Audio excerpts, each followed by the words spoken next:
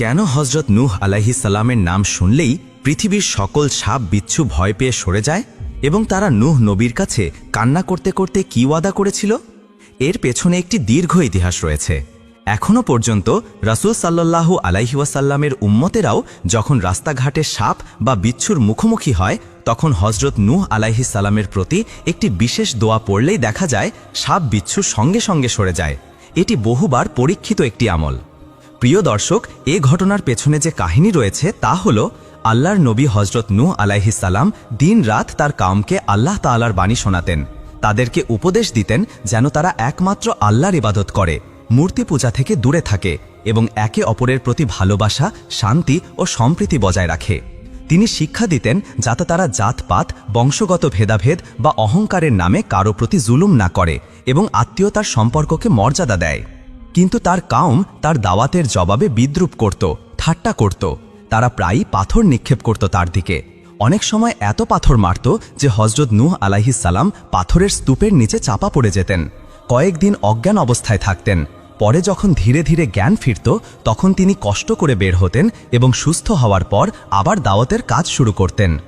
এভাবেই অক্লান্ত ধৈর্য নিয়ে তিনি দীর্ঘ 950 বছর ধরে তার কাউমকে আল্লাহর পথে ডাকতে থাকলেন, কিন্তু তবুও তারা হেদায়েত গ্রহণ করল না।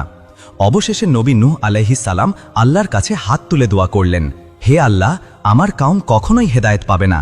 তারা তোমার আযাব ও শাস্তির কথা শুনেও বিদ্রূপ করে। হে আল্লাহ, তুমি এদেরকে তোমার শাস্তি দেখিয়ে দাও, তোমার শক্তি কতটুকু তা এদের সামনে প্রকাশ করো।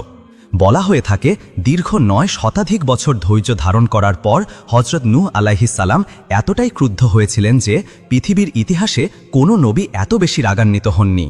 হজরত নূহ আলাইহিস সালামের ওপর যে কষ্ট আর আঘাত বয়ে গিয়েছিল সেটি সীমাহীন ছিল। বারবার পাথর বর্ষণ, অবহেলা আর উপহাস এসব সহ্য করে তার ধৈর্যের ঢেউ যখন বিদ্ধ হয়ে এলো তখন তিনি এমন এক ভারী দোয়া করলেন যে বলা হয় আরশ কেঁপে উঠেছিল এবং সেই বদদোয়া কবুল করা হলো। তারপর আল্লাহ তাআলা নূহ নবীর কাছে হুকুম দিলেন, নূহ, তুমি একটি নৌকা তৈরি করো। নির্দেশ অনুযায়ী তিনি নৌকা তৈরির কাজে ঝাঁপ দিলেন। ওই সময় তার মন ছিল অতীব ক্রুদ্ধ, ভাষায় যার নাম দিলে বোঝানো যায় প্রচণ্ড রাগান্বিত অবস্থা। দিন প্রচারে নূহ আসলে 950 বছর কষ্ট সহ্য করেছিলেন। এই ধৈর্যের পরে তার সহ্য ক্ষমতা ভেঙে পড়ে। নৌকা তৈরির সময় দেখা যায় অনেকেই ঠাট্টা বিদ্রূপ করত। কেউ কেউ প্রথমে নৌকার কাছে আসে, পরবর্তীতে গোপনে নৌকায় উঠে পড়ে। তাদের মধ্যে এমন লোকও ছিল যারা নৌকার উপর মলত্যাগ করে দুর্ভাগ্যজনক কাজে লিপ্ত হতো। তবে তাদের কৃতকর্মের ফলও ভয়াবহ হয়। আল্লাহ তাদেরকে সেই ময়লার খাগারে নিক্ষেপ করলেন। 100 বছরের কঠোর শ্রমের পর নৌকা প্রস্তুত হল। হজরত নূহ আলাইহিস সালাম তখন নৌকায় জীবজন্তু একজোড়া করে তুলতে শুরু করলেন। পশু পাখি, নানা প্রাণ সবার জন্য জায়গা করা হচ্ছিল। তখন সাপ ও বিচ্ছুরা নূহ নবীর কাছে এলো, কারণ পূর্বে তিনি তাদের তীব্র কষ্ট দিয়েছেন। নূহ আলাইহিস সালাম প্রথমে তাদের বলতে লাগলেন, দূরে যাও, তোমাদের জন্য আমার নৌকায় স্থান নেই, কারণ তোমরা মানুষকে কষ্ট দাও। সাপ বিচ্ছুদের আকুতিতে অবনমিত দেখে তারা কেঁদে কেঁদে নবীর কাছে অনুনয় করল। তারা বুঝে গিয়েছিল যে এক মহান আযাব আসছে। দুনিয়ায় তাদের ছাড়া বেঁচে থাকার আর কোনো সম্ভাবনা হবে না যদি আজ তারা নৌকায় না ওঠে। তারা দোসর হয়ে বলল যে ভবিষ্যৎ বংশধরদের জন্য তাদের অস্তিত্ব বজায় রাখতে দাও, অন্যথায় মানুষও ধ্বংস হবে এবং তাদের নিজের প্রজাতিও মিটে যাবে। তারা নবীর কাছে শপথ করে বলল, যে কোনো মানুষ যদি সালামুন আলা নূহ ফিল আলামিন এই দোয়া পাঠ করবে, আমরা তাকে কষ্ট দেব না।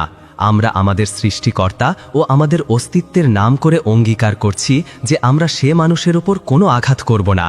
এই প্রতিশ্রুতির পরে হজরত নূহ আলাইহিস সালাম তাদেরও নৌকায় তুললেন। একজোড়া করে সব প্রাণী নৌকায় উঠল এবং আল্লাহর ইচ্ছায় বিপর্যয়ের দিন সূচিত হল।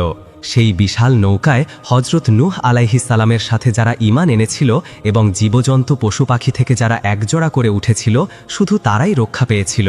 নৌকায় না ওঠা বাকি সমস্ত প্রাণী ও মানুষ আল্লাহর পাঠানো মহাপ্লাবনের আযাবে ডুবে ধ্বংস হয়ে গেল।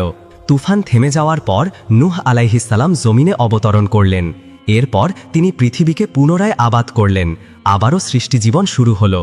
সেই সময় যে প্রতিশ্রুতি সাপ ও বিচ্ছুরা দিয়েছিল, মানুষ যদি সালামুন আলা নূহিন ফিল আলামিন উচ্চারণ করে তারা আর কোনো ক্ষতি করবে না, সে ওয়াদা ভুলে যায়নি আজও। আল্লাহ তাআলা কোরআনুল কারিমে সূরা সাফফাতের ৭৯ নম্বর আয়াতে সেই দোয়াটি সংরক্ষণ করে রেখেছেন, অর্থাৎ শান্তি বর্ষিত হোক নূহ আলাইহিস সালাম ও তার বংশধরদের ওপর। আজও যদি কোনো মানুষ বন জঙ্গলে বা নির্জন প্রান্তরে সাপ, বিচ্ছু কিংবা হিংস্র প্রাণীর আতঙ্কে থাকে আর আন্তরিকভাবে এ আয়াতটি পাঠ করে, সালামুন আলা নূহ ফিল আলামিন, তাহলে আল্লাহর ইচ্ছায় সে সাপ বিচ্ছুর হাত থেকে নিরাপদ থাকবে ইনশাআল্লাহ।